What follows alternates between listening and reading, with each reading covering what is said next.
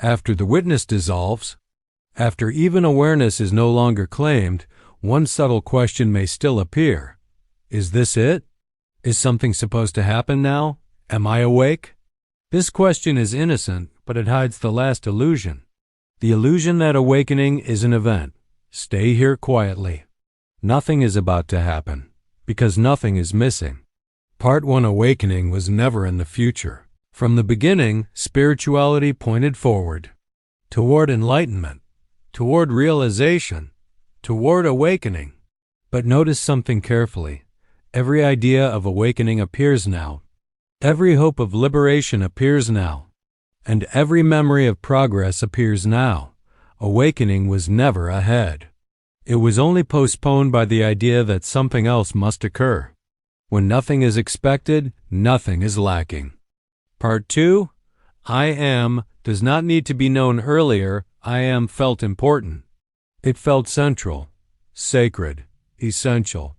But now even this must be seen clearly. I am does not need to be remembered. It does not need to be held. It does not need to be returned to, because I am is not a state. It is not awareness as an object. It is simply being, and being cannot be lost. Even forgetting I am happens as I am. Part 3.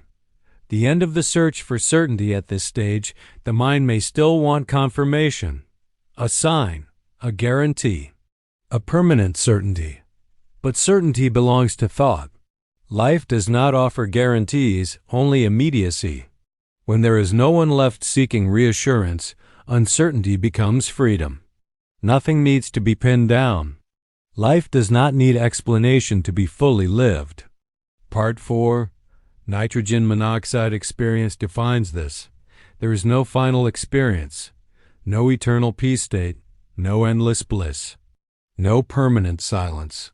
Experiences still change. Joy comes and goes.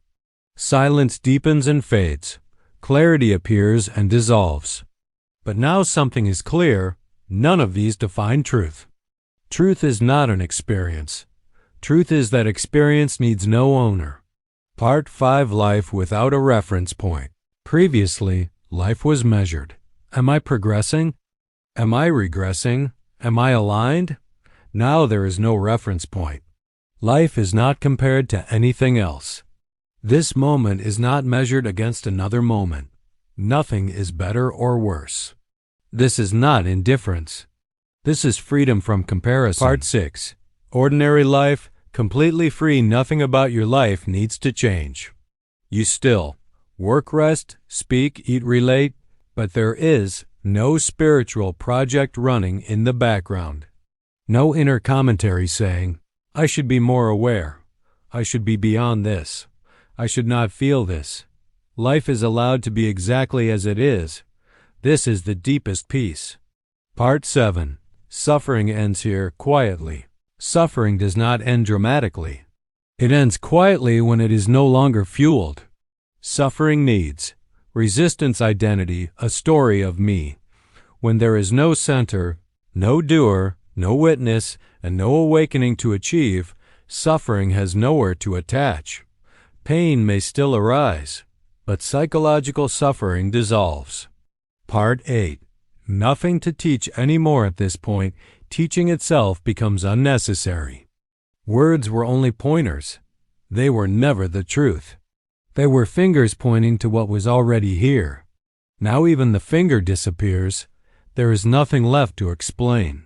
Nothing left to transmit. Life is its own teaching. Part 9. The great simplicity, what remains is not special. That is the final shock.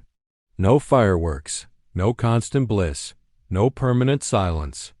Just this life, unclaimed, unowned, uninterpreted. This is not awakening as an achievement. This is the end of needing one. Final, the last words, there is nothing left to awaken to.